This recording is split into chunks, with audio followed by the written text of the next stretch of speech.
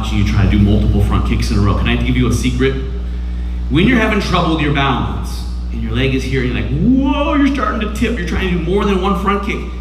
Can I give you one of the secrets? If the leg you're standing on lowers your body and you kind of go like this, it'll help you save your balance. Now, it doesn't work every single time. It probably works, 50 or 60% of the time. So it's enough that we should know the trick. Okay, let's use your left leg. Let's see if we can do 5 in a row, and then you can use my little trick. Ready, set, go. 1, 2, 3, 4, 5. Other leg. Ready? Hands up. 5 front kicks. Up. 1, 2, 3, 4, 5. Take one leg, stick it out. Now here's the funny thing about side kicks. With side kicks, see the big toe? We have to make the big toe and the heel touch the floor at the same time. So watch what mine does. I bring my big toe all the way to the floor. Now it helps to take your hands and just put them on either side of this knee, and then your big toe's on the floor.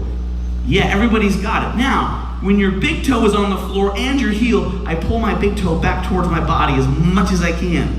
So if it's out like this, I go, come on over, big toe, and I just bring it over close to me. And then we call what we just built, we call this edge of your foot the blade of the foot. So watch what I do with the blade. If the blade is not sharp, I need to sharpen it by trying to make it go close to the floor. Do you see? So now when you're at home and you've got nothing to do, you could practice your side kicks, the foot position, by walking around a house on the sides of your feet. And if you're walking around on the sides of your feet, you're getting practice of how to build the side kick. So let's take one foot on the side of your foot and freeze it, and put the other foot flat on the floor. So now the foot that's frozen in the side kick, we're gonna lift it and see if we can keep it frozen. Do that a few times and see if you can just hold it frozen like that. All right, now watch.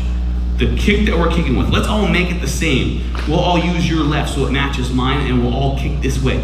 I pick my leg up, keeping my foot frozen, and then if I'm gonna kick that way on a side kick, the kicking leg acts like it's afraid of that direction, so it runs away like it's afraid. But it's not really afraid. We call this loading. Then when I bow my head away from the target, look at my knee. It sticks out to the side, and I shoot my side kick that direction with my foot in the blade, and then I pull my leg back, and I put it back down. Freeze the foot. We're gonna kick this way, but before we do, we run our leg away like it's afraid. So we pick it up, and I go that way, pretend it's afraid. It's not. Stick my knee out to the side, shoot the kick, pull it back, and then down. The funny thing about back kicks is that in this position, we're upside down. But if you're doing the kick, your toes would come back to your nose, and you'd push your heel into the target. So the part that would hit the target is your heel. I think this one's the easiest to get figured out, but sometimes it's the hardest to do. Do we want our toes to hit on a back kick? No, so we have to pull them away from the target so that our heel is the closest to the target. Let's stand up. So now if you're walking around your house barefoot because you got nothing to do and you want to practice back kicks, you just walk around the house with your toes up off the ground. And then you're only walking on your heel and it's a back kick. So let's do a couple back kicks. Hands up. Let's use our right leg to kick first.